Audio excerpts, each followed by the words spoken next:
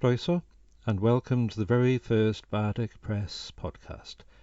I'm Andrew Phillip Smith, and today I'll be having a conversation with Monty Oxymoron, who is best known as keyboard player for The Damned, and has written a book for Bardic Press, The Cosmic Brain Explodes.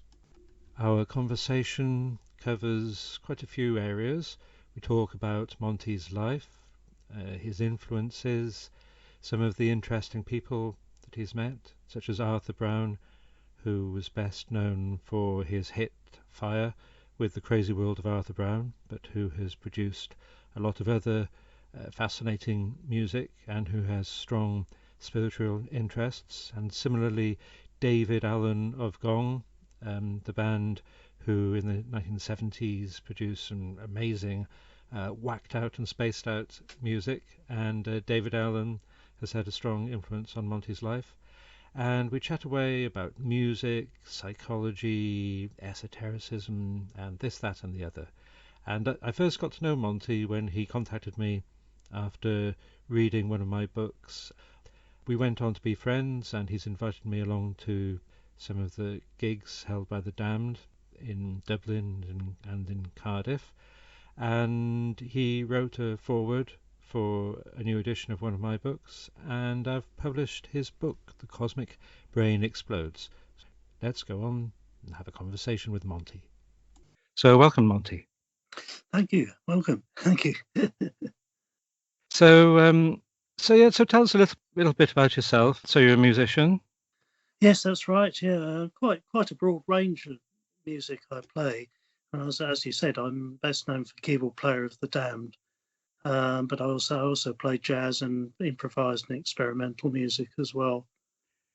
Yeah, and you actually, although it's mostly keyboards that you play so professionally, you actually can play a wide range of instruments, can't you?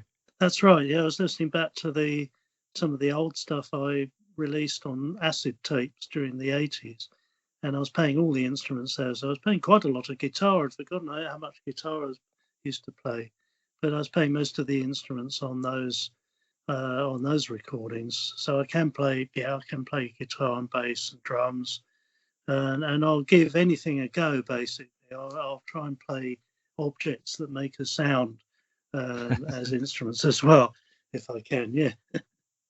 I know there's a video of you playing music on a bridge in London.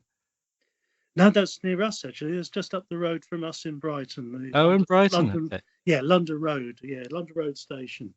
And there's particularly nice resonant railings as you walk over. I'm always play them.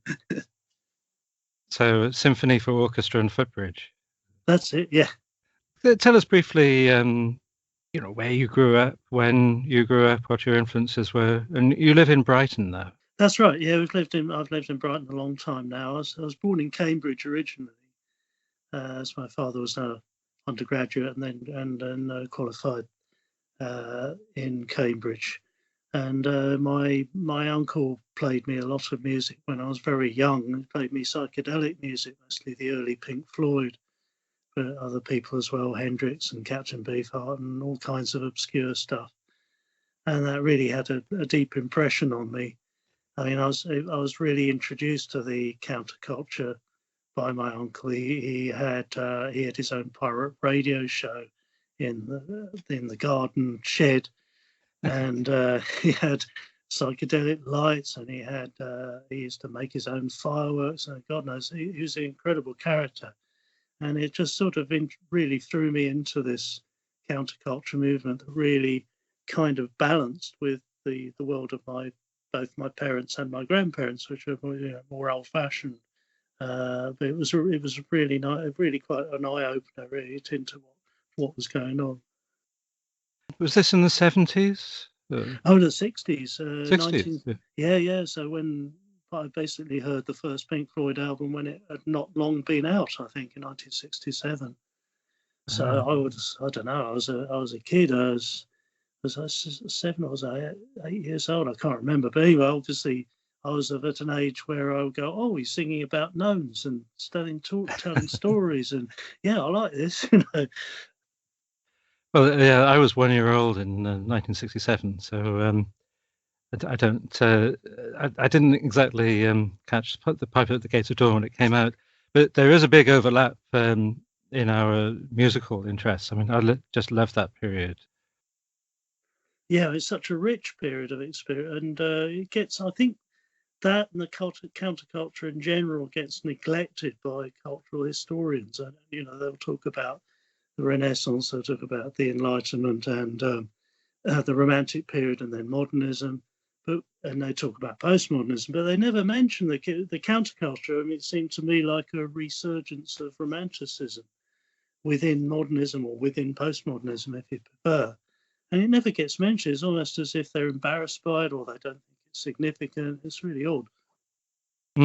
Yeah, it seems important to me, and as well as the all the developments in music, you have that whole aspect of the spirituality of the period as well, which became very influential. Everything from the resurgence of interest in magic, Carlos Castaneda, the whole the whole psychedelic scene, and the availability of something like LSD that could give people at least some kind of experience of a different kind of consciousness.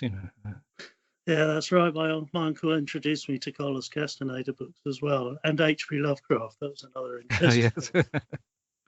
But that whole thing, I mean, it starts even in the 50s, doesn't it, amongst jazz musicians, people like Sun Ra and John Coltrane and Don Cherry and all those sort of people are already exploring Eastern and Middle Eastern different spiritual traditions and incorporating that into the music. And then that gets passed on to the rock musicians in the late 60s rather than the 70s, and sort of progresses into prog. I mean, there was so much going on, so much experimentation, so much interest and openness to different styles of music and different ideas and different images. It was a very, very interesting period, I think. Yeah, and the in literature, the beats preceding that as well, like William Burroughs, Jack Kerouac, Ginsberg. There was a friend of mine, John Eason, who passed away a few years ago. But he was very involved with all those people, and he co-organized the Holy Communion poetry reading at the Albert Hall in London, which was seen as as a sort of pivotal moment in the counterculture, when everybody got together and they realized, that lots of other people were doing this stuff. That there was actually a scene cohering. He was kind of the missing man of the 60s. And I did an obituary of him for the Guardian, and I got in touch with quite a few people who knew him, like, your friend, we'll probably touch on this later, David Allen and Robert Wyatt. Trying to think of that. So it was some of the poets of the time, and that photographer who was very influential, whose name is escaping me. But John actually became the first person to be arrested for possession of LSD, actually before it had been made illegal, and they tried to do him under the Poisons Act. And he got off, but it seriously spooked him out. But he knew everybody. He was a couple of years later. He was helping John Lennon cart paintings around, and Syd Barrett was a friend of his, and I remember saying to him, and he wasn't very keen on discussing a lot of this stuff. I knew him. He was in a kind of Gurdjieff group that I belonged to, and so I knew him over quite a long period of time. But I spent a lot of time with him in his last years when he had Parkinson's disease, and it could be quite a challenge getting him to talk about some of this stuff, because he wanted to, cast it away. This was his previous life, and he'd gone beyond it and everything. But I remember he mentioned that he knew the Pink Floyd, and I said, "Oh, did you know Syd Barrett?" And he said, "Yes." And I said, "Oh, he used to be one of my heroes." And he turned around and he stared me in the eye and he said, "He was one of your heroes." Because I suppose he must have seen the whole disintegration, of him. Still better than Sid Vicious, I would think. Well, surely, yeah. He's a big hero. Some people I've come across, I mean, God, heroin. Yeah. Yeah. So okay, so you that's really interesting. I hadn't realised that you were quite so young when you were listening to all that music with your uncle on his pirate radio station. Because although you think of, like Sid Barrett, you think of the gnomes and I've got a mouse and it hasn't got a house and everything, but there's some seriously scary stuff going on in there as well. Like in Bike when you have the clockwork and the motors and those strange sounds at the end of it. Yeah, well, he was influenced by, is it AMM, the free improv people Yeah, who were doing stuff then, and you can hear it in his guitar playing. Where he was mucking around with a lighter on the strings and with the echo, and he invented glissando, which David Allen later took on and really developed as a means of playing guitar in a different way. because you actually played at was it an anniversary gig or some kind of celebration of Sid Barrett? It was a kind of memorial gig. It was called the Madcap's Last Laugh.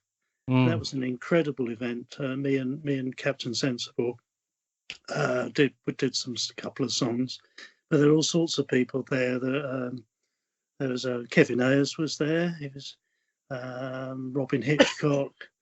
The guy from Blur. What's his name? Albarn. Yeah, Damon Albarn. Vashti Bunyan, who I didn't know who Vashti Bunyan was at the time. I regret to say, I do now. And Mike Heron of the Incredible String Band. All these people. And we ended up at the end of it playing Bike on the stage. And there were so many people on the stage that one half of the stage couldn't hear what the other half was doing. So it was totally out of time. But it sort of kind of fell apart, but it kind of felt appropriate. But that was a lovely event. I mean, I got to meet members of the Floyd and everything. And I remember speaking to Rick Wright and saying, "Oh wow, I really like those Eastern modes he used to play." And he just kind of frowned, He was like, "Oh no, I don't want to talk shop, And he said, "Oh well, I really liked what you did. Oh, thank you very much." So he kind of escaped that way. But it was amazing event and very, very enjoyable. Yeah, it is difficult meeting your heroes, isn't it? Yeah, I mean, what do you say? And it can be such an intimate relationship, but only on one side. The typical thing is you've been listening to this person's records in your bedroom when you were a teenager, for hours and hours at a time, or reading their books or whatever. So it gives this illusion of intimacy, but it is only in one direction. Well, I guess, although, I mean, I've been fortunate enough to get to know some people, as you said, we mentioned David Allen, but also getting to know Captain Sensible when he moved to Brighton. And obviously that's flourished into a big thing. And Arthur Brown also is another very approachable person, and he's quite easy to get on with and discuss ideas and music and stuff with. Yeah, he's another interesting guy. And I think it was actually you who told me that he'd been involved with J.G. Bennett. That's right. Yeah, he went to study with him. Yeah, I remember seeing he actually pops up in one of these memoirs about Bennett and about the time in Coombe Springs.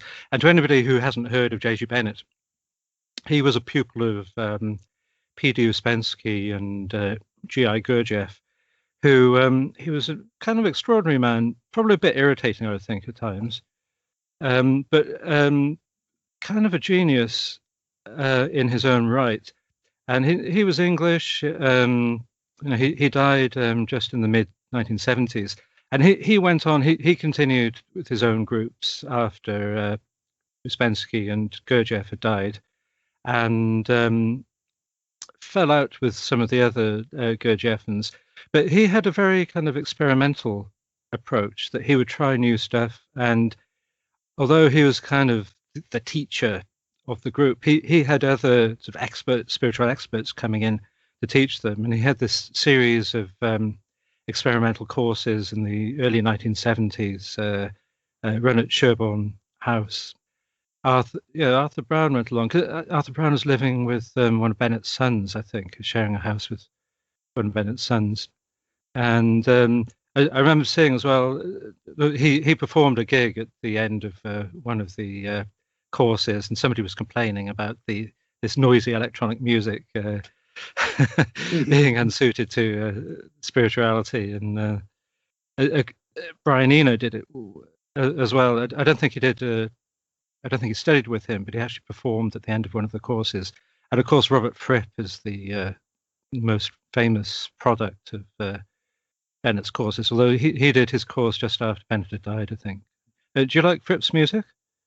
Yeah, some of it's really, really good. Yeah, he's an interesting character as well. I keep seeing the recent broadcasts of him and Toyah knocking around on Sundays, which is most entertaining.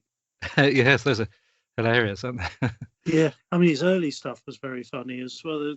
There's that album, The Madness of Charles Fripp, and what's the other guy's now forgotten, but it's very, very funny album. And he ran all those guitar craft schools, which were kind of using Gurdjieffian techniques, but directed specifically towards playing music. Anyway, so let's get back to you. So you had this big influence of psychedelic music in the late 60s when you're still quite young, and then you were saying that your uncle was interested in Carlos Castaneda. Were there other influences when you were growing up? Well, I suppose from my parents would play me classical music.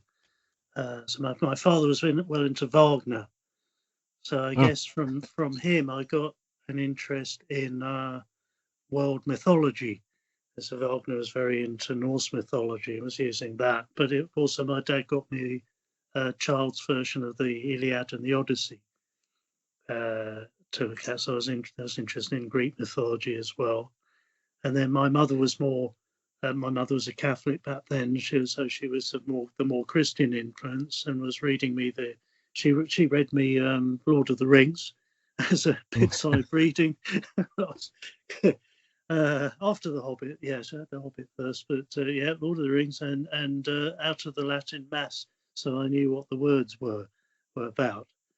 So I had quite a rich sort of symbolic mix of things and cultural mix of things going on when I was young. I was also sort of kind of aware of the fact that my grandparents have been involved in jazz, as they've been in a swing band for the forces in the 40s. But I never heard my grandfather play because he used to play clarinet. Apparently, he was really brilliant. But he gave up when he couldn't read 4 bars ahead, apparently. So I never heard him play. But my grandmother used to play for the silent movies. And yeah, so she used to show me little improvisatory things. So when I was having lessons, I was struggling to read music. I still can't read music to this day. And she would play me. She said, "Oh, listen to this. This is a bubbling brook." I go, "Oh yeah, that's what I want to do." Only I wanted to do improv music, to do it by ear rather than try to follow someone, or you could say musically that I respond to William Blake's thing of, I must forge my own mythology or be imprisoned by someone else's. In my case, I must make my own music rather than be imprisoned by someone else's music. Yeah, that's really interesting. So you can't read music? No, I can't. I struggled. I tried. I'm just kind of musically dyslexic, I suppose.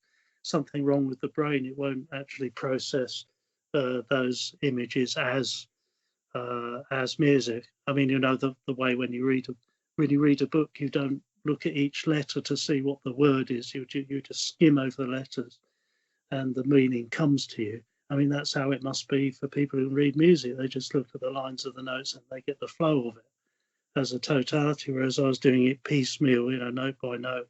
Every good boy, oh, that's a B, just terrible. I couldn't do it that way. So I listened to the music teacher play a piece when he wanted me to learn a piece and try and memorize it in the moment. And I probably get him to play it 2 or 3 times. And I thought, right, I think I've got it now. And I go away and put it back together using the music as the written music as an aid to the memory. rather than actually reading from the music itself. Much to his annoyance, because half the time I'd half compose it myself. He'd say, "No, play what's written." Maybe that's what I do with spirituality as well. I'm not sticking to the written word very well. There must be some term for being sheet music dyslexic or something. I haven't come across it, but yeah. So, are you able to talk about your music? I mean, you probably presumably chord sequences and all that kind of stuff, and time. Yes, it's got a fairly good basis in all of that. Yeah, definitely. But as I say, it is pretty much all by ear and just listen to things and pick things out. I used to find that if you could get, it was very useful learning to play bass, because if you could get the bass note, you pretty much know where you were, because usually the bass note was the tonic of that particular chord. Not always, but usually was, and so you could find your way around pieces that way. But I was always interested more in, rather than learning other people's music, even by ear, I just wanted to do something of my own that was like it. Yeah, I think if I could be anything else apart from a sort of half-assed writer, it would be a musician. I think much more than anything else. I like trying to learn musical instruments. The harp and the uilleann pipes have been the instruments I spent some time on. But I'm always at that stage of learning, which is pleasurable in itself. But when I was learning the uilleann pipes, that's taught by ear. So but that's basically just melody lines for Irish dance music or slow airs or whatever. No, I think that's the thing with sheet music is it's just it was invented for quite complex music that's meant to be played in a very specific way. And like you were mentioning Wagner, it's difficult to imagine Wagner where you just got a bit of a melody and a hint of the chords you should play, and having it amount to anything. It all relies on the orchestration, that massive orchestration, and the building of all these themes. Yeah, particularly in the chords, I think he was the master of chords.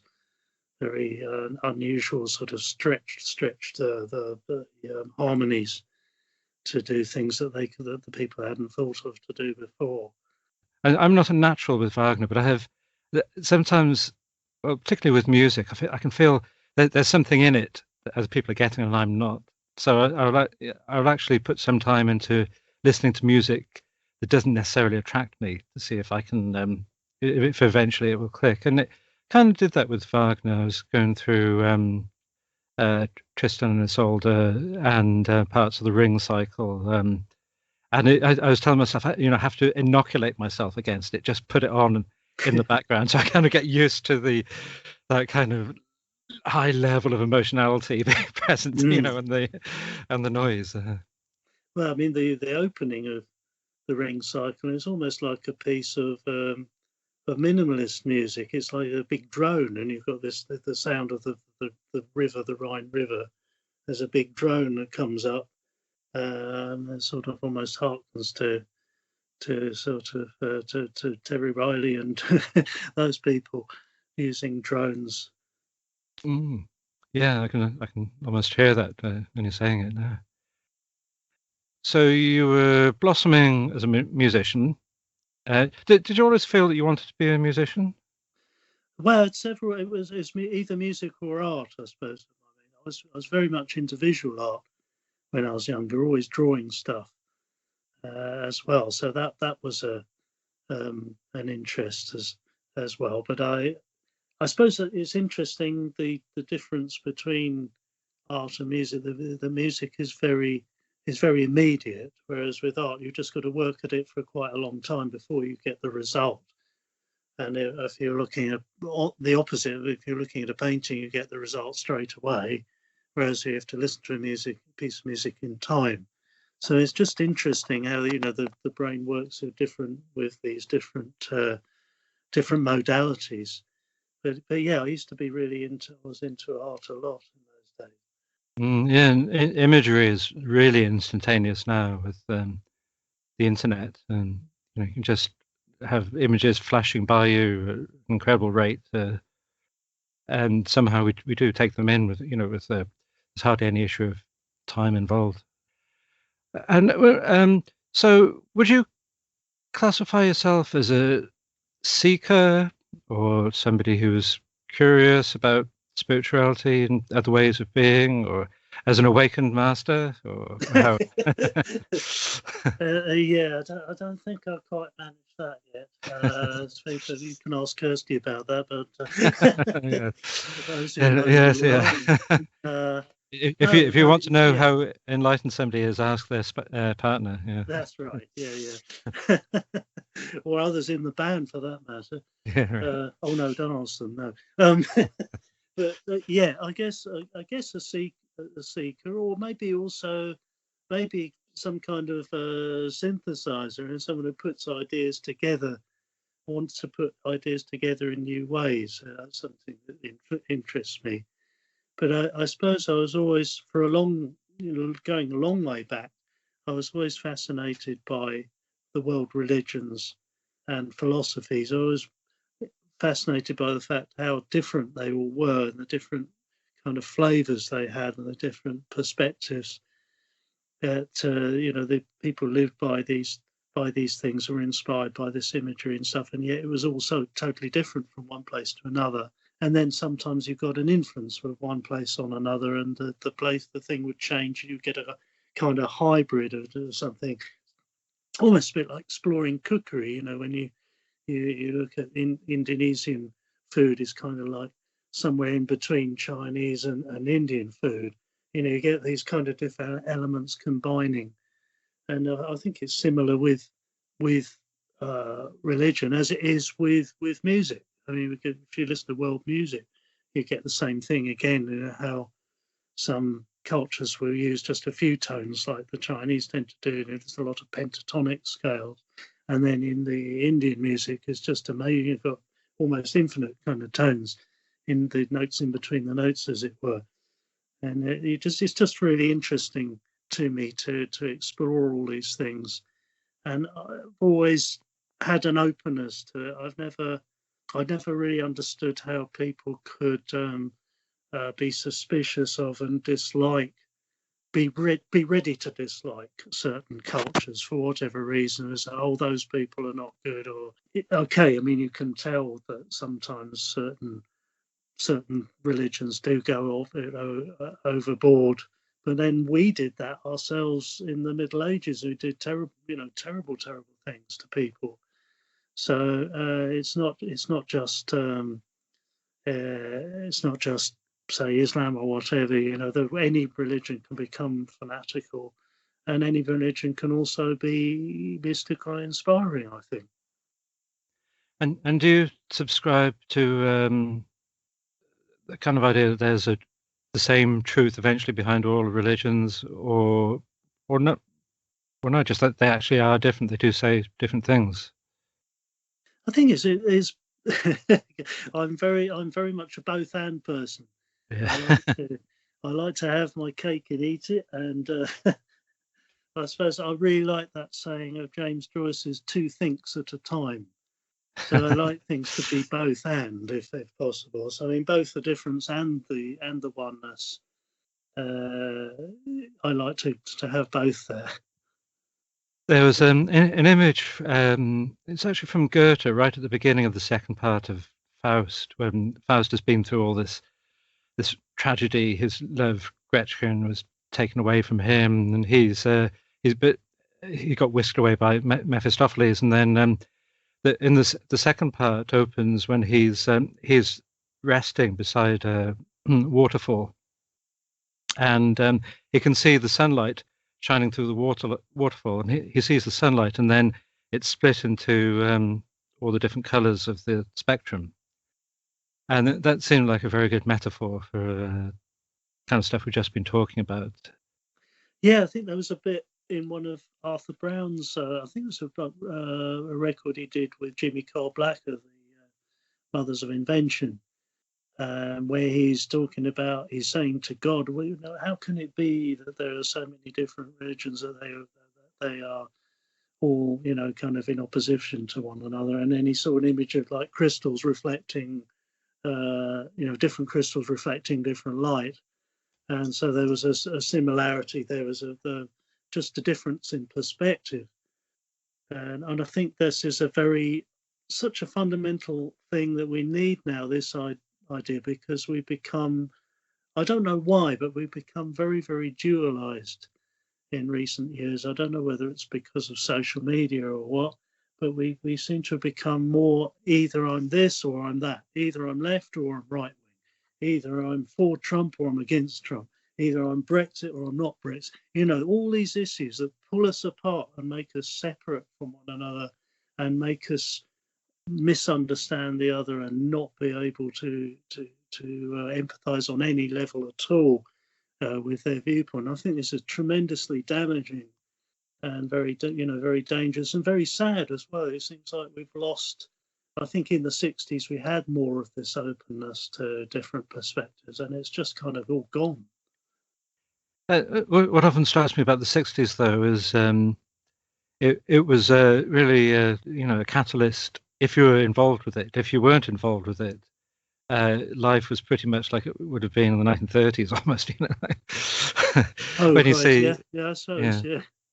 Actually, my mum and dad did go and see a production of Hair. They went up to London, and my dad always saying to me, and they were naked at the end. They must have known that. That must have been part of the thrill of going to see it. Yeah, it's interesting.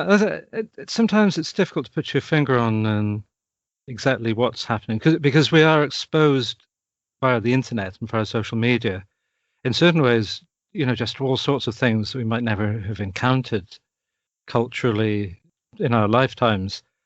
But there is that polarization and the phenomenon of the echo chamber, whereas because there is so much impinging on our consciousnesses there, we tend to choose that which appeals to us, and you end up talking to some extent anyway to people who just share your ideas.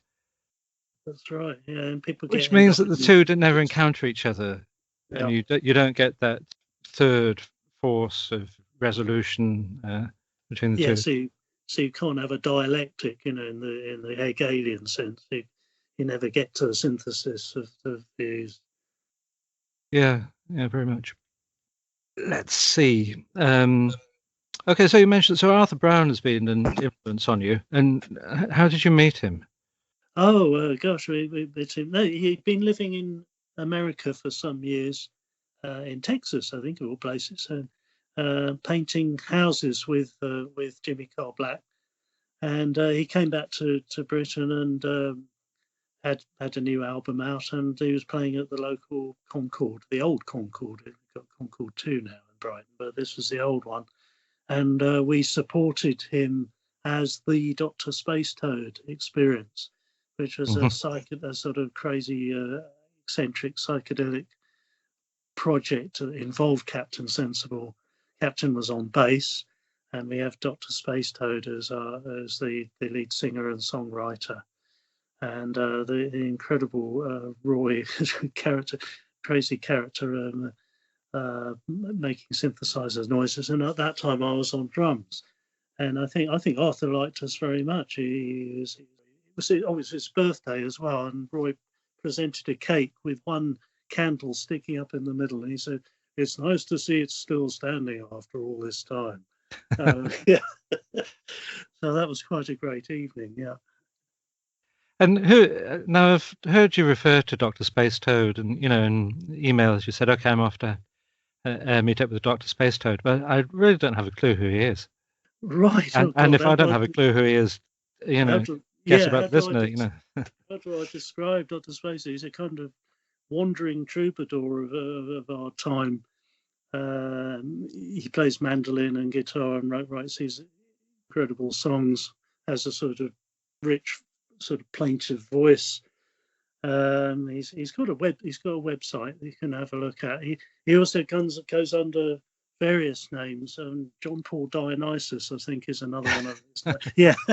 So he's got various personas, And I was saying to him, well, and he said, I want people to look at my website. And I was saying, well, you might be a bit confused by all these different names and personas. But I mean, if you can get into it, it's really rather wonderful. He has books himself as well as music on his website. So yeah, Dr. Space Toad, well worth checking out. Cool. And I know Arthur Brown, he although he was involved with the J.G. Bennett work in the 70s, he's actually more of a non-dualist. I was watching part of an interview with him online. Did you get anything of that from him? Yeah, yes, I think I did. I mean, I suppose this is one of the things that, much as I like and love the ancient Gnostics, they did tend to be very dualist, didn't they, between matter and spirit, or body and spirit. And I think for Arthur and there's nothing wrong with the body. The body's fine. It's a good thing. In itself, it is a spiritual mystery as such. And I think in that sense, he would be in the tradition more like of William Blake, who would be a later Gnostic, who saw the body and the energies of the body as being important. And how did you come across the Gnostics and Gnosticism? Okay, well, it came about through Jung. I started getting interested. Oh gosh, as it all it begins. So I was on this community scheme, and a woman came in who was working on the scheme, and she said, "I've got till 9:45 to save the universe." And I thought, well, what's this? And she said we should smash all the computers, and they were all evil, and then she disappeared. And I later heard she had admitted to a psychiatric hospital, and I thought, I've got to find out what this is. I had no idea of what mental illness was, psychiatry was, psychology. Didn't know anything about any of it. So I went to visit her quite a few times in the hospital until she got better. And I got interested in psychiatry and psychiatric nursing through that. And it was during that period I was reading a lot of R.D. Laing, as well as C.G. Jung. And it's really Jung who got me interested in the Gnostics because, well, as well as all kinds of things, he was just into everything. He was interested in the whole world of thought and world literature and everything. And I just came across these. He was talking about these writings that didn't make it into the Bible, but were really strange and unusual and expressed very different views to the established church. And we got very interested in that. And so I was looking at these texts that were missing from the Bible, as it were, but both the Old Testament as well. I mean, like the Book of Enoch and so on, which are pre-Gnostic, and of the Christian, the scriptures that were around the Christian time that weren't in the Bible as well. And I was lucky in that where I was studying, Graylingwell Hospital in Chichester, the college just down the road, I should say, which I ended up going to eventually, had an amazing library because people were doing religious studies there. So they had all Zoroastrian scriptures, Buddhist scriptures, Gnostic stuff, everything was in there, and the collected works of Jung. So I was sort of delving into all this stuff while I was doing my nurse training. It takes some going through the collected works of Jung, I have to say, because he kind of wasn't the most adept writer in many ways. It could be all very long-winded, I found, but yeah, there is so much in it, and it's he was such a sort of conveyor of Gnosticism in the modern period. But I remember you saying to me that actually, when you're working with patients, because you work with dementia patients, that's right, yes? That's right, now I do, yeah. Yeah, that you're actually finding Freud more useful. Oh, actually, I suppose that was more when I was working with psychotic people. Okay, yeah. With people with schizophrenia. Yeah. Freud and post-Freudian thinkers in particular, the objects relations theorists. I mean, there's an incredible literature in itself that most people wouldn't come across of psychotherapy and psychoanalysis with people with schizophrenia, manic depression, and so on. And some incredible explorations into that. And I later studied art therapy after studying nursing and the related arts, and they were very into Donald Winnicott, and he's a particularly interesting writer and thinker, exploring that sort of strange realm of psychosis as being, I suppose, as being rooted in our infancy, in feelings of unbearable anxiety, and what that does to us, what can do to us in our infancy, to make us feel as if the bottom has dropped out of the world and that we're pulled apart and falling forever and stuff like that. And I found that very useful for understanding psychotic people. And you're mentioning R.D. Laing as well. A friend of mine, he had kind of a breakdown and at one point, and his father was an old friend of R.D. Laing. His father was a Scottish doctor who went to university in Edinburgh with R.D. Laing. So he arranged an appointment with him, and my friend said, "Oh, I feel like this. I feel like this." And R.D. Laing just listened, and after a while, he said, "Well, everybody feels like that." And then he said, "You've travelled a lot, haven't you?" And he said, "Yes." Where have you been? And so he told him about his travels. And but initially, after this interview, my friend felt disappointed, but then he realised that he was actually bringing him out of himself, and he went on to write an account of his travels and his kind of troubled life when he was younger. So it's kind of an interesting connection, because he was the anti-psychiatrist, wasn't he? That's right. Yeah, he was. Yeah. I mean, that was another thing from the 60s, another big thing that disappeared later on. I mean, I think he did.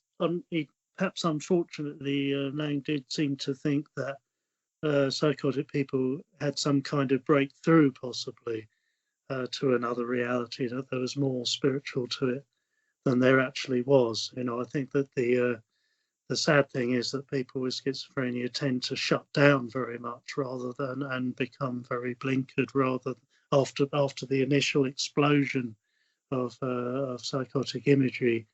They kind of shut down on themselves very much. I mean, they kind of have to. They can't tolerate it. So they didn't quite have they couldn't teach us as much spiritually as he felt they could. I tend to think more of people with manic depressive, like my friend had, are more like that in a sense, more open to the right brain, the right side of the brain, and the imagery, just incredible imagery that comes out. And more Jungian kind of imagery tends to go with that sort of experience rather than the schizophrenic experience. That was how Jung got into his approach, wasn't it? He was seeing psychotic patients, whereas Freud was seeing neurotic patients, if I remember. That's right. He was interested in the stuff that they were saying, and I think Freud didn't have much time for that. He couldn't understand why he was spending so much time doing that. But yeah, that was Jung's interest. Yeah, that's something I noticed actually with your because you gave me a copy of your CD, and there's this kind of empathy with sort of troubled figures that runs as the sort of thread through it. I mean, like Rachel's song or Solitary Lady. Yes, yeah. Can you talk about those songs a little bit? Yeah, the song of the Solitary Lady was very much about. I suppose it was about someone who's lost their life as a result of. I mean, hopefully that wouldn't happen so much now, but in times past, people didn't. Before Irving Goffman and Laing and so on, people could end up stuck in an asylum and never not be rehabilitated, not helped to have a life outside, and just be trapped there. As a result of having had an experience, a psychotic experience, and never helped out of it again, never able to reconnect. And that was what that song was about. I have to be careful because because of when I talk about these people, because of confidentiality, I have to be careful not to identify people. So just to mention that. but nevertheless, some people really do have an effect on me and inspire me as well. Yeah, definitely over time, certain people have done that. Well, you definitely, I mean, as a psychiatric nurse, you definitely have that quality. I remember when we met up with you in Dublin after one of the Damned gigs there, I think the second time. So we went for a drink with you and we ended up at the hotel, and it was very un-rock and roll. You weren't throwing TVs out of the window of the hotel. You were talking with my wife about her mother who had dementia. It was Yeah. yeah. But that's the thing about, I guess that's the thing about the Damned. They are known for, I mean, certainly in the past, there was a lot of crazy activity, or very much like what you're describing. But there is a lot of intelligence in the band as well, a lot of interest in different things. So that there's always been, I think there's always been that dichotomy in the band between the sort of outrageous wildness of the punk aspect and also the more sophisticated ideas and stuff that have gone alongside it. Yeah, I think that's one of the things that attracted me to the band, because when I suppose I was about 12 or 13, I Just Can't Be Happy Today came out. I bought it on green vinyl. And I have to say, of course, some listeners aren't going to know who the Damned are, and of course, it's easy enough to find out these days. But they were very, they were the first punk band to have British punk band to have a single out. The first to split up, I think, weren't they? Early on. Maybe, and Well, had to get back together. After the second album, Brian, the original guitarist, dissolved the band, and they were left on. The others were left on their own resources. So they after a little, but I don't think they were out of the circuit for long. They soon got back together and started writing songs like "Just Can't Be Happy Today." That was from the third album.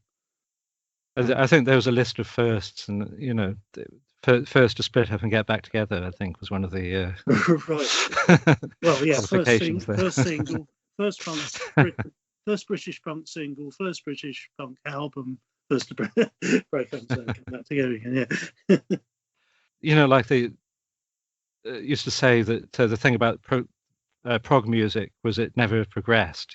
Which is, of course, isn't completely true, but it's like the Damned with a punk band who did progress, and the psychedelia was obviously always an influence for some of the members, but that was brought into the music, and then particularly like with the Black Album, where that long track Curtain Call is absolutely one of my favorite songs. And so the great thing is you get to do all these cool keyboard bits when you're playing with them. That's right. I listened. I actually wished to be in the band.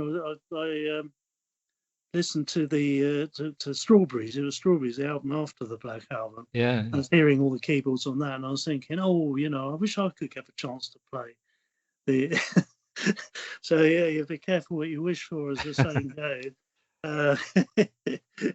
It is weird. I mean, it's like you read in Hazrat Enoch Khan about having making a sort of wish, and that it does actually happen eventually.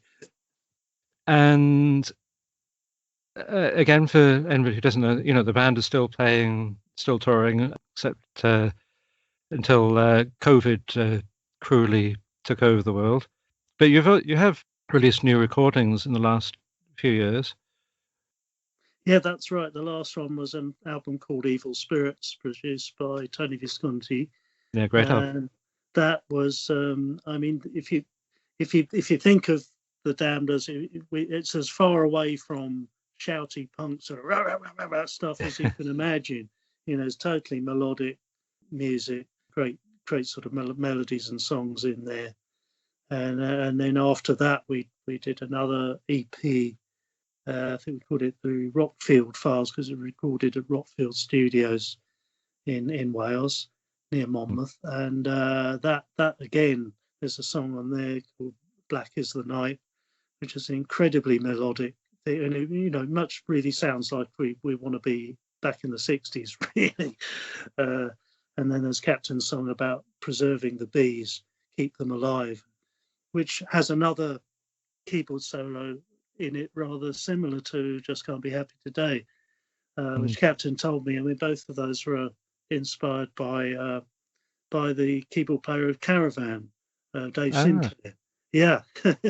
So there we go.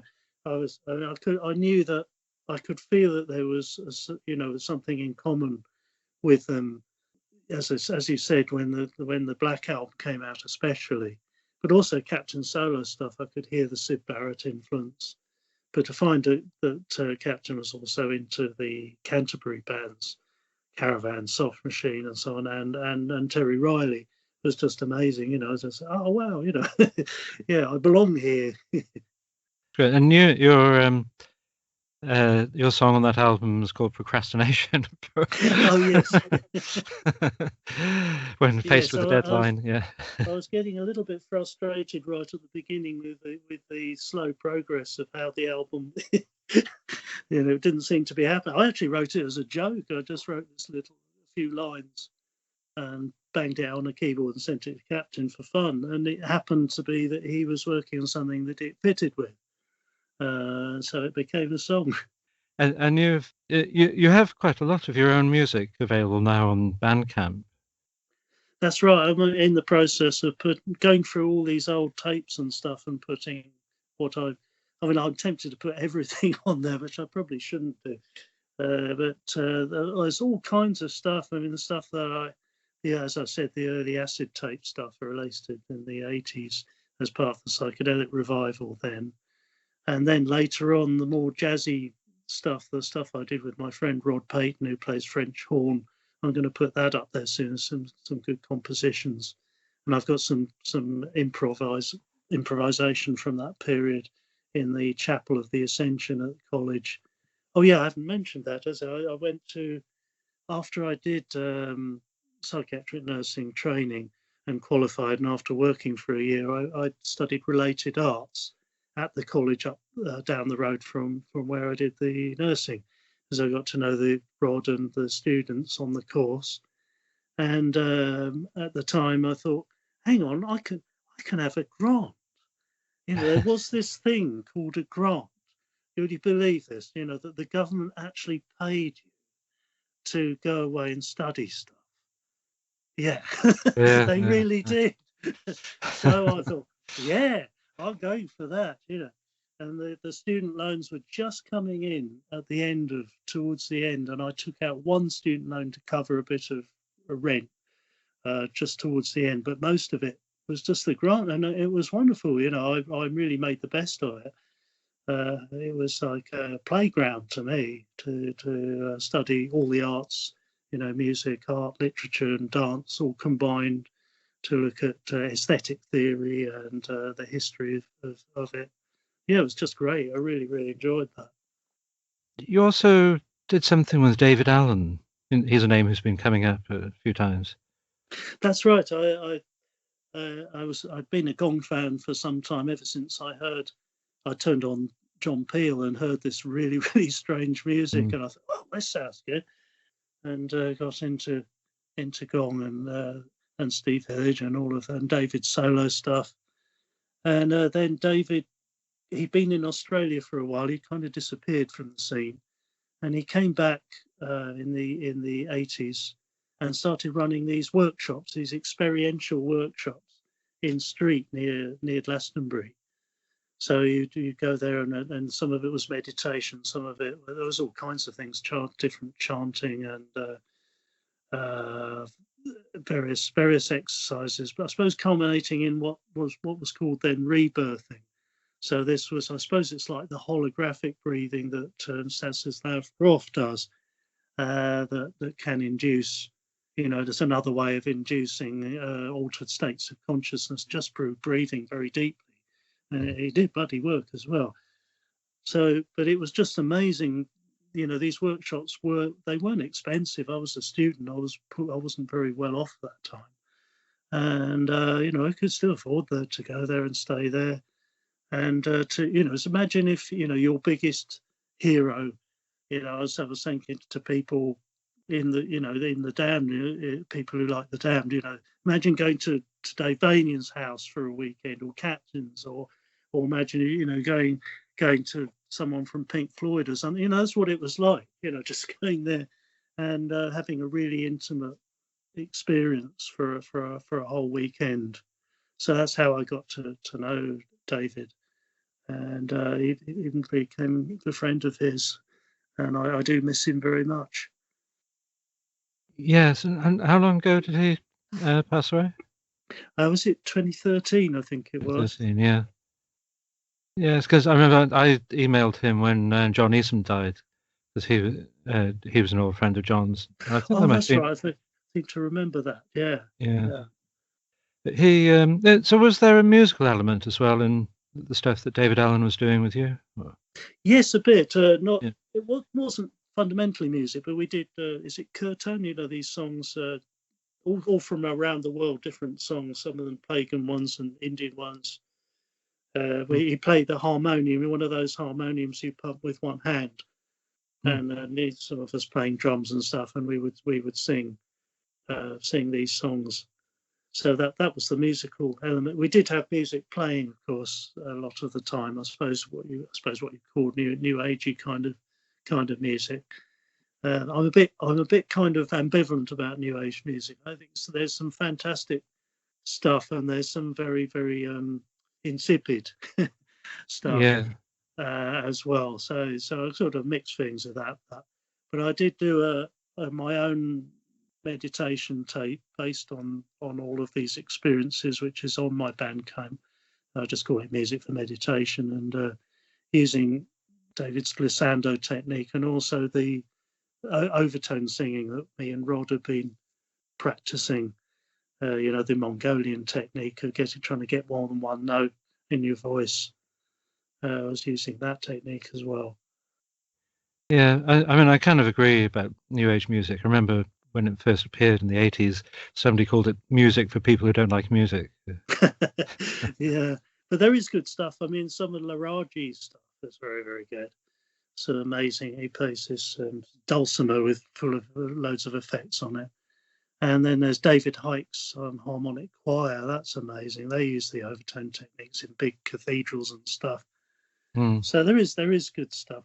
Peter Hamill, that's a friend of Rod, my friend Rod's.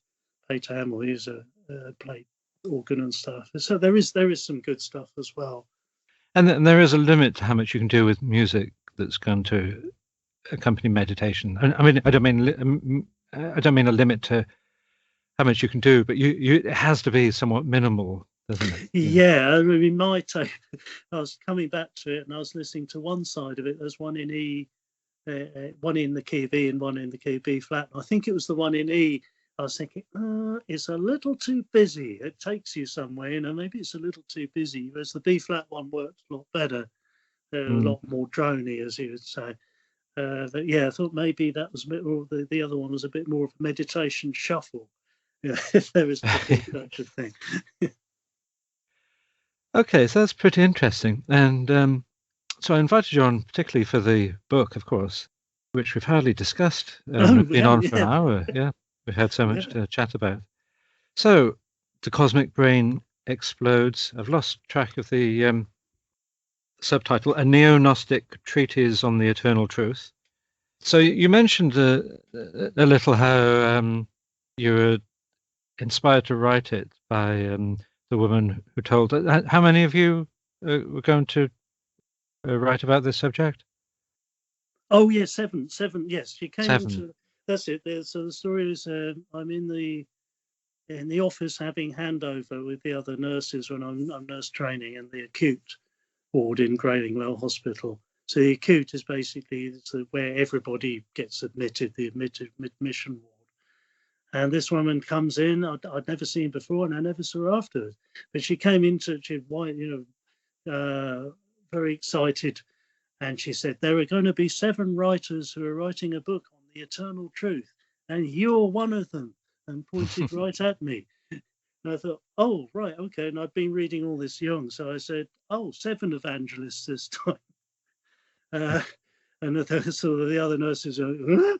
Yes. Yeah, I think you weren't. The teaching was you're not supposed to. Don't what was it now? Don't reinforce the delusions. Yes, right. Whereas I was more interested in exploring the delusions and understanding what they were about. If they were delusions indeed. And she just said, "Yes, you've got it," and she walked off. And that was that. And I remembered this years later, and I thought, well, yeah, maybe I should try this, see if I can write my portion. And so, what's it about? Is what the listener wants to ask. Oh my God! Yeah, the answer is if I could have written it in 2 sentences, I would have. Yeah. Well, I suppose I was coming back to it. It's quite strange because I hadn't read it for some time till we started working on it. And just to recap, how you wrote it, the heavens opened, you were filled with love and light, and then you passed out, and then you found out on the floor, handwritten in beautiful calligraphy on a sequence of parchment pages. The whole thing appeared entire, and this was just an hour later, wasn't it? I'd like to say that, but no, it's a little more mundane than that. I just started writing whenever I felt the urge, the inspiration, to write a little bit in this little purple book by the bed, and then I'd just leave it there, and then another bit would come, and I put that there, just over a period of a few years, I think. I did that.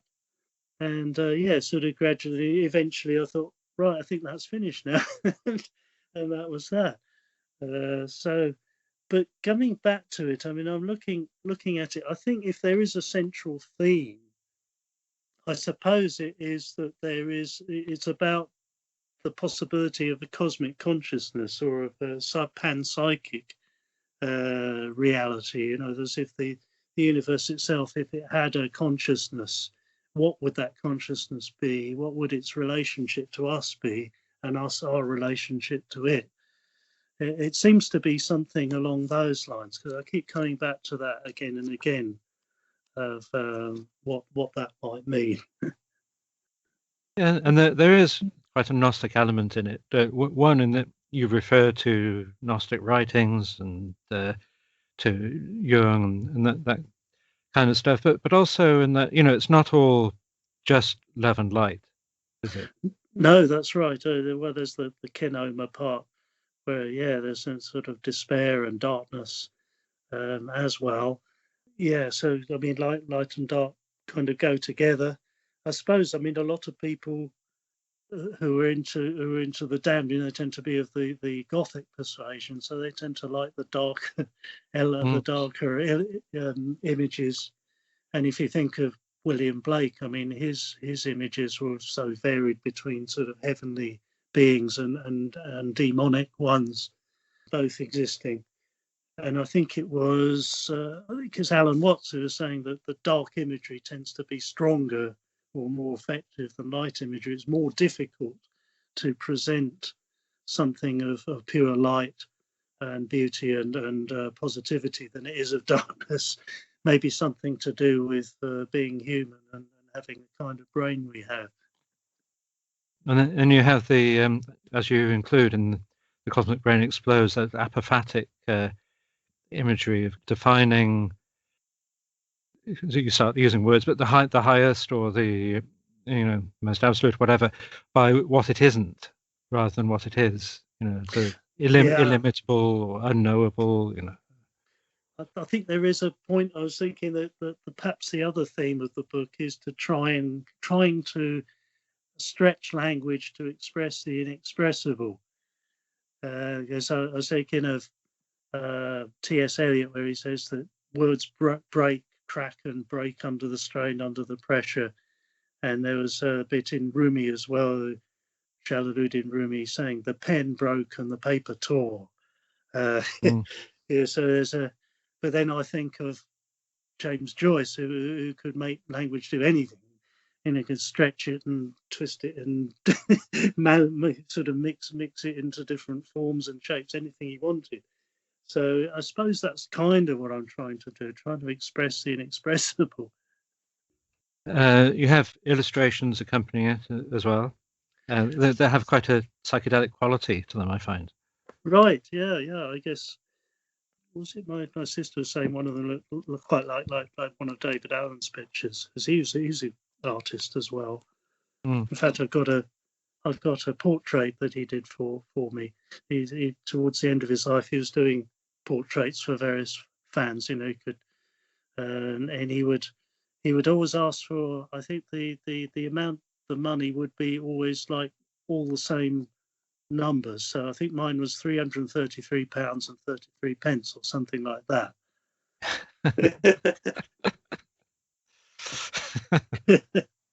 And had you done much writing before then? On and off. I mean, I have done. I've got a lot, but nothing published. So thank you very much for publishing. But I've always written things. I've always been into writing things. Obviously, I had to do a dissertation for the related arts course. So I did that about comparing the work of William Blake with Jalaluddin Rumi, because both of them used more than one art form. And but also that they both had that kind of Gnostic, kind of experiential, exploratory kind of ways of thinking about them as well. So I always liked writing. My father was history of ideas. He studied history of ideas, J.W. Burrow, and he produced a book called The History of Histories, which was actually quite popular. It did very well. I've got more money in royalties from that, shared with even from sharing it with my family, than I have from any damn records ever. Really? Yeah. It proves he obviously did well with that. So I guess I take after him a bit. I am a very bookish person. I've got, Kirsty will tell you, there's books and papers lying all over the floor here. I can see from the bed, and a bit of a mess. Running out of space for books, but I can't get rid of them. I might need to refer to them. Yes, well, tell me about it. We have 8,000 books in the house here. Well, I haven't counted ours, but and then there's the records, of course. Yeah. Anything else you'd like to talk about there? Anything in terms of influences or interests? Or... Gosh, well, I suppose most recently, I since writing this, obviously I'd been up to that time of writing the book, I'd been studying loads of philosophy, world religions, mysticism, heresies, goodness knows what. And I'd get books as we travelled around on tour. So I'd find the great bookshops, in different towns, obviously in English-speaking countries, in Britain and America in particular. But more recently, I thought, well, I ought to study some of the things I actually do. So I studied music a bit more, and once I discovered that everything was on YouTube, so I thought, well, I always wanted to know more about the history of Western music, of classical music. So I went through all that, and then I went through the history of jazz. And then more recently, I've got into neurology. Got very, very interested in neurology because I guess neurology pulls everything together. You can't, because everything comes down to the brain. Everything is perceived by the brain and thought by the brain, and so obviously it works with reference to nursing and psychology and psychiatry and mental illness and all of that. But also with music, the research into the music and the brain and how what happens in the brain when people play and compose and improvise and listen to music. And also spiritually, the ultimate question now, I guess, is what is consciousness? Where does consciousness come from? And nobody knows the answer yet, but it's a very, very interesting area that's opened up just in the last few years, since people have been able to observe people's brains as they are thinking, as they are living, rather than just cutting people's heads open after they died and seeing what bits were missing, as it were. So it's so much more interesting. I think that's perhaps one of the things that gives me some sense of optimism, is that we now have access to a realm of study that we didn't have before. So that's the one thing. On the whole, I tend to be nostalgic for the 20th century. I wouldn't mind going back there, but I guess that's one thing that about this century is that we are accumulating immense amounts of knowledge through this. So I really hope that this will be fruitful and will lead to better things. Now, I have to tell you, there were lots of bad things happened to them in the 20th century as well. Oh yeah, I seem to remember that. Yeah, yeah. Yeah, Balkans War, yeah, Northern Ireland, yeah. A friend of me was saying there was some idea that after the COVID lockdowns, perhaps it would be like the Roaring Twenties following it, which is a really good optimistic idea. And I said, oh, what followed the Roaring Twenties? They had the Great Depression and the rise of fascism, didn't we? Well, I did wonder if is it that all the bad stuff happens in the first half of the century and then it gets better in the second half. Mind you, that's not going to do us much good, is it, if that's true? Yes, yeah. Because things did pick up a lot it seemed like the 50s, from the 50s onwards, certainly in the West, things picked up a lot culturally, as well as, the people were better off. Although, I don't know, I suppose thinking about the punk period, that things were starting to go down again, and people were starting to get pretty fed up with things. Yeah, I suppose that, yeah, maybe being nostalgic about the 20th century isn't quite right. I mean, it's partly our age, I guess, but I know what you mean. For me, it's often more interesting to discover the bands and the writers and the films from the late 60s, running into the 70s, or even to some extent the 80s and 90s, to find the stuff that I haven't that I don't know about, or I always wanted to listen to but never got around to it. For me, it's often more interesting to do that than to listen to whatever's supposed to be interesting at the moment. Well, that's it. I mean, so much more is available, as I say, on YouTube.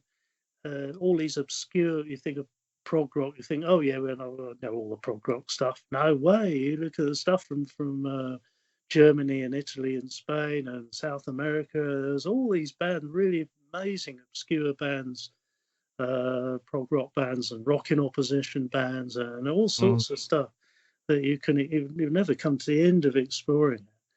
And I do think now, about this period, that compared with the beginning of the 20th century, what's happening, culturally.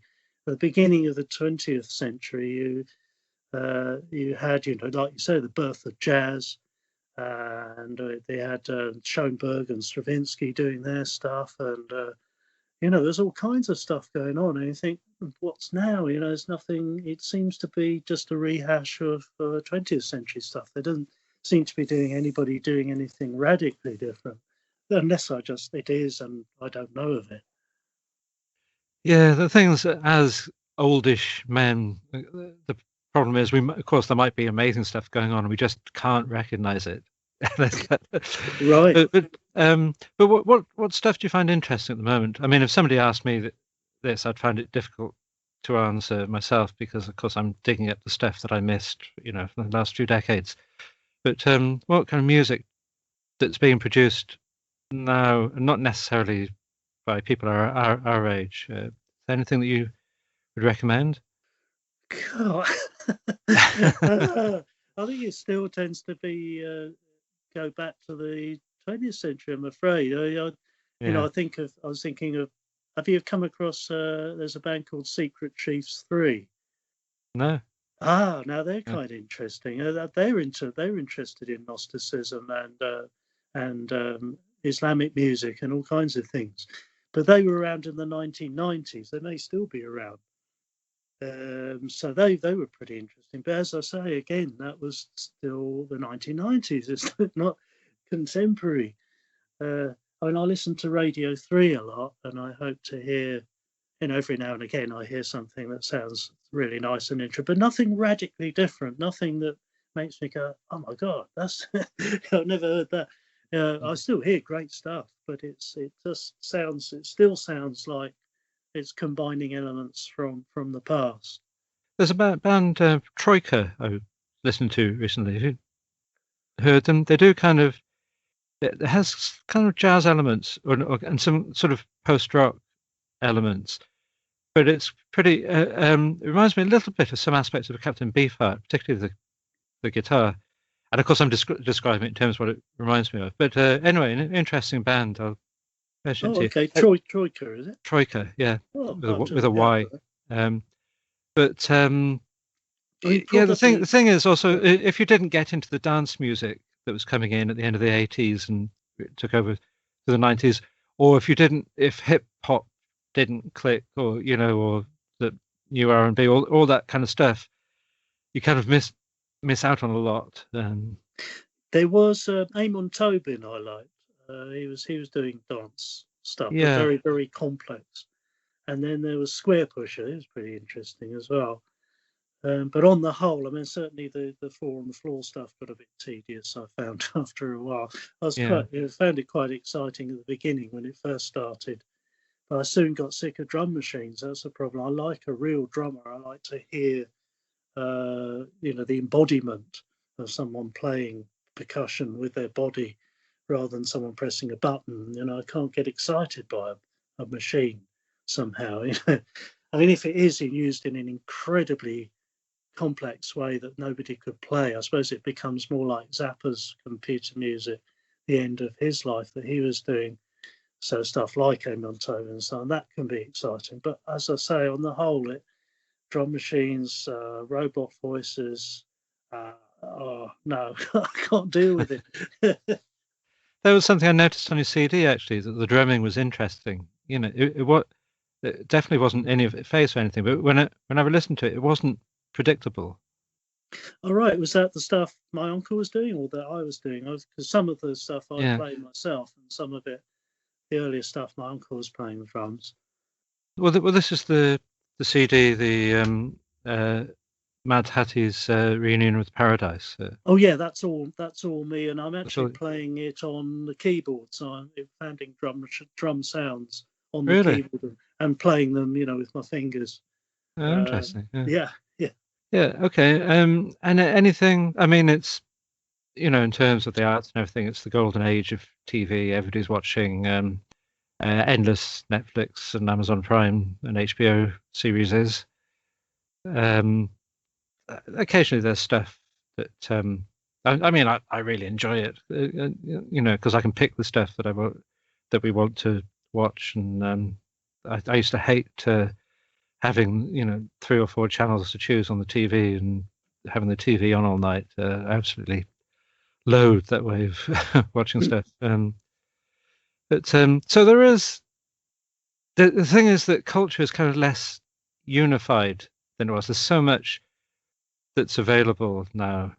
Whereas, if when we were growing up, if there was some new interesting music coming out, there was a whole strand that lots of people knew about, and might not have been mainstream, might not have been everybody getting interested in it, but it was kind of recognizable subculture, and just there's so much to choose from, and I guess kids who are growing up today, they just relate to it completely differently.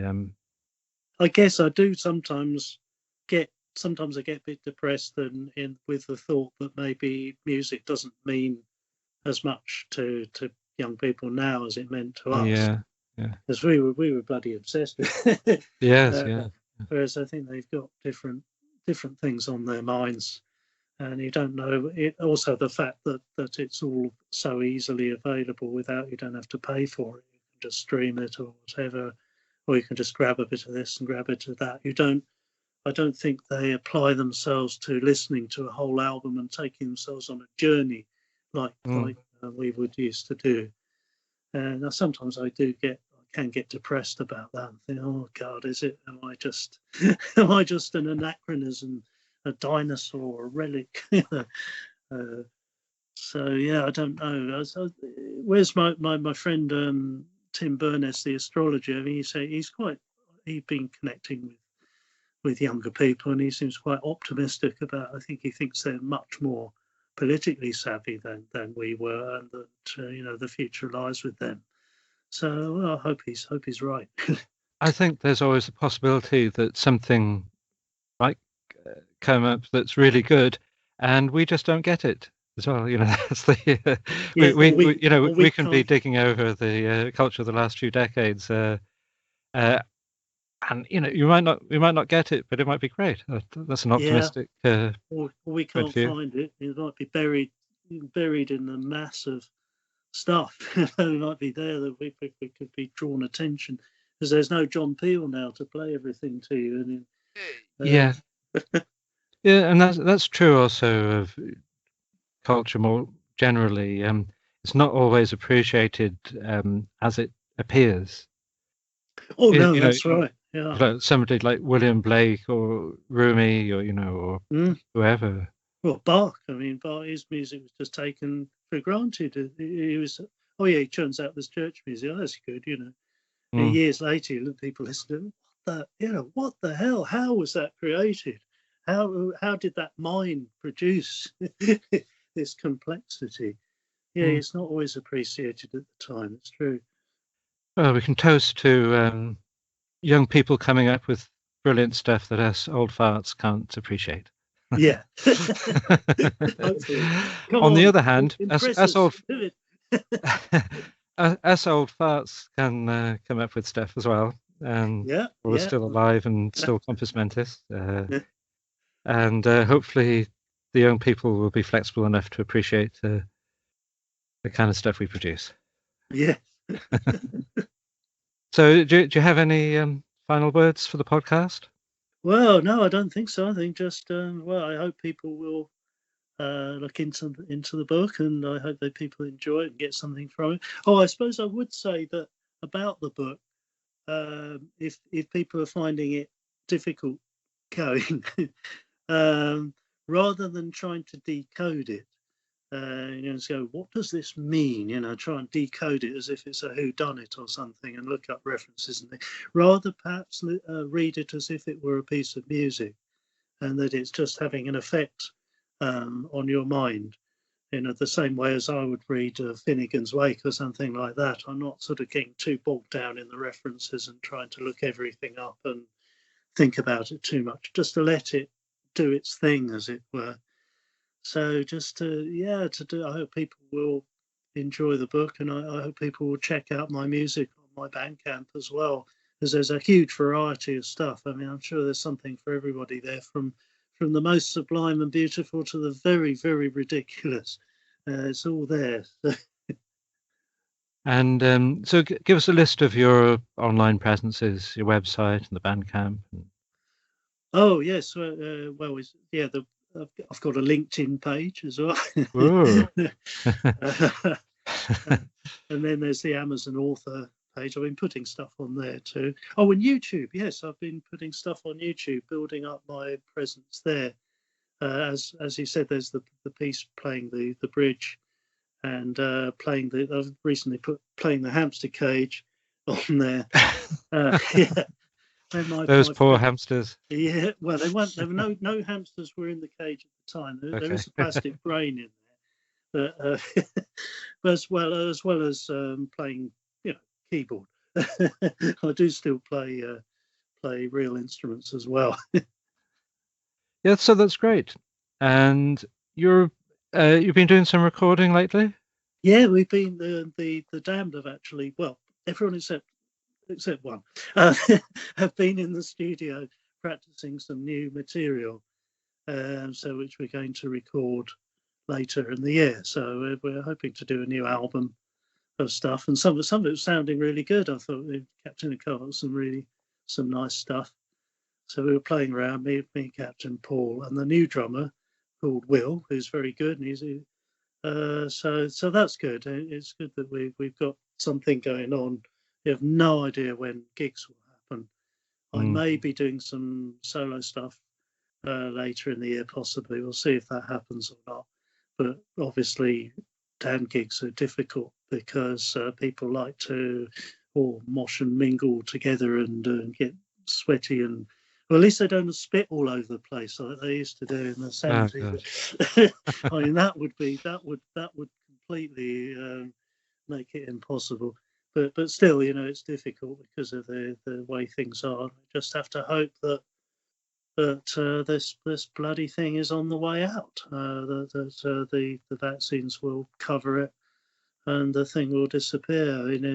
It did. The Spanish flu just kind of vanished after a while, didn't it? I think it was about 3 years it was hanging about, but it did eventually go, and that was it. It wasn't seen again. So let's hope this bloody thing gets going and disappears as well. And for the new album, will we get Procrastination Part 2, or will you leave? will you leave that to the next album? I'll get round to that eventually. Okay, well, thank you, Monty Oxymoron. Oh, thank you, Andrew. Well, I really enjoyed my conversation with Monty, and I forgot to mention that Monty is the composer of our theme tune, which will be at the beginning of every podcast episode. And we're going to leave you with one of Monty's songs entitled Those Eyes, sung by Monty, written by Monty, who's accompanied by the Damned.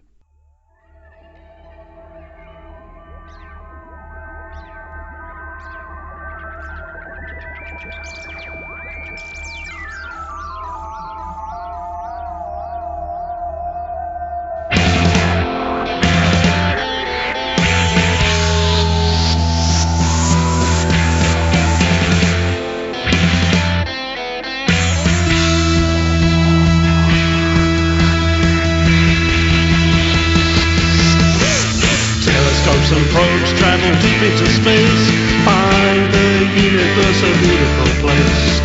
Watch the endless cosmic display, magical views will take your breath away. But there's one thing you won't find up there, endless, beautiful, lovely and fair.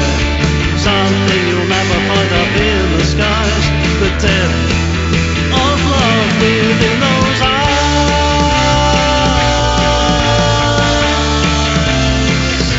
Within those eyes,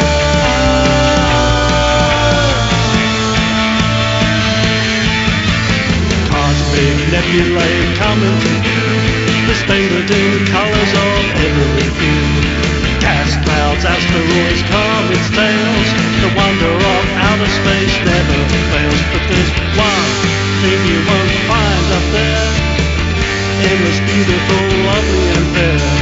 Something you'll never find up in the skies, the death